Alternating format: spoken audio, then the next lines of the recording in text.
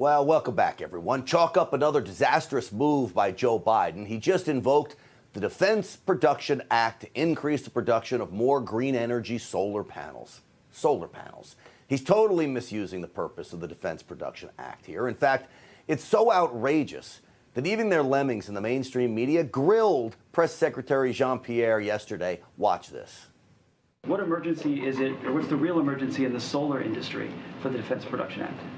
So let me, I was going to say first, the president, when he takes the Defense Production Act, it's to make sure that he's delivering for the American people.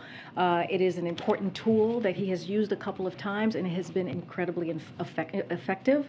For this particular Clean Energy Defense Production Act, he is invoking the Defense Production Act to rapidly expand domestic production. This is unbelievable, really. This has nothing to do with the Defense Production Act. She's horrible, by the way. I'd give her 6 months on the job, really.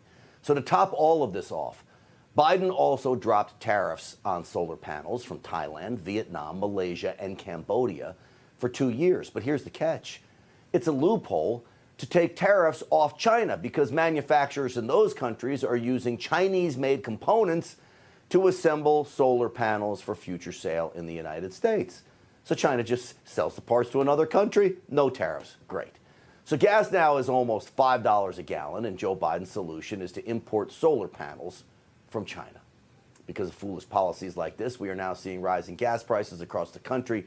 States like Wisconsin are even reaching record highs. Joining me now is Senator from Wisconsin, Republican Senator from Wisconsin. Our good friend Ron Johnson is here. Senator, welcome back. First off, on this Defense Production Act, does he have any business using this to make solar panels?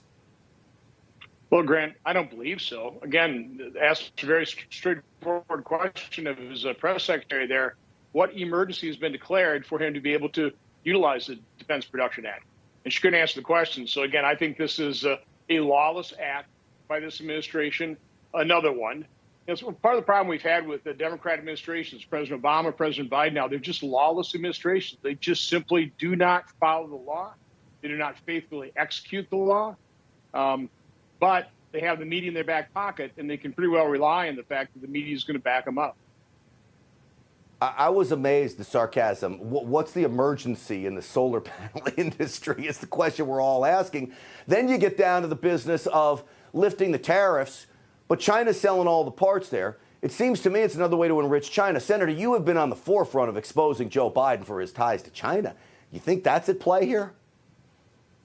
It's kind of hard. I think it's pretty obvious that Joe Biden is compromised around the world, whether it's Russia, whether it's China, other places where Hunter Biden was grifting and selling the family name.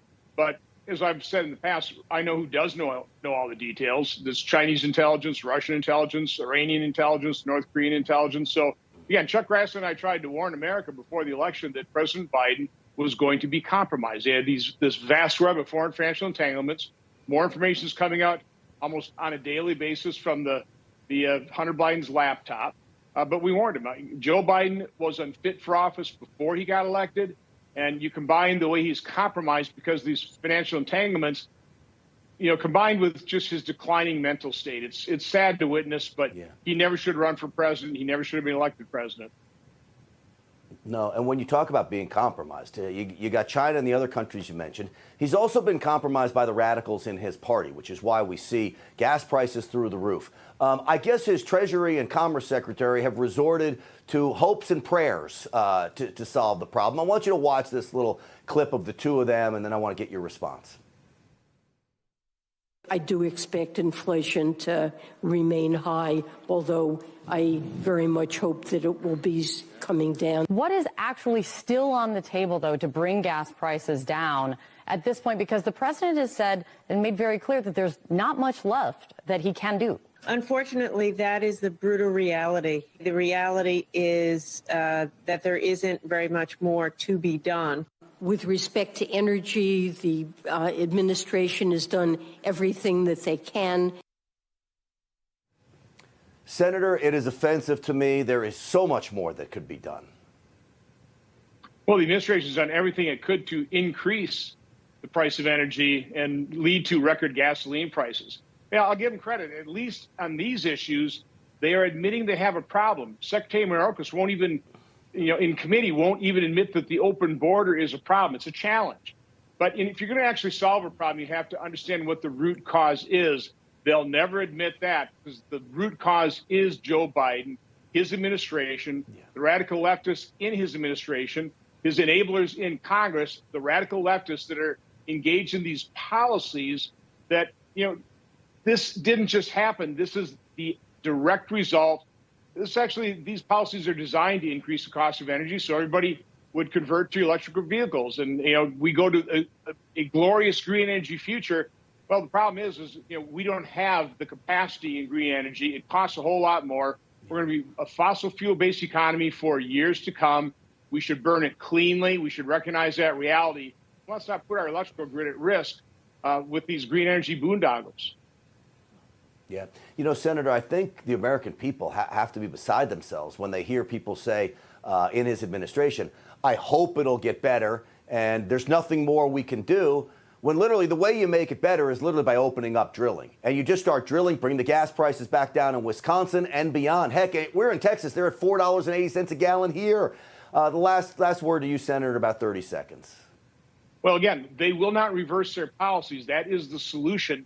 They are dedicated to these policies. And that's what Americans really have to understand. This is what the left is all about. The fundamental transformation of America, open borders, 40-year high inflation, record gasoline prices, rising crime. They're fundamentally destroying America. They have to be stopped. Yeah, they sure do. Well, we appreciate the fight you're putting up there, Senator Ron Johnson, Republican from Wisconsin. Always good having you on the show, sir. Thank you. Have a good night.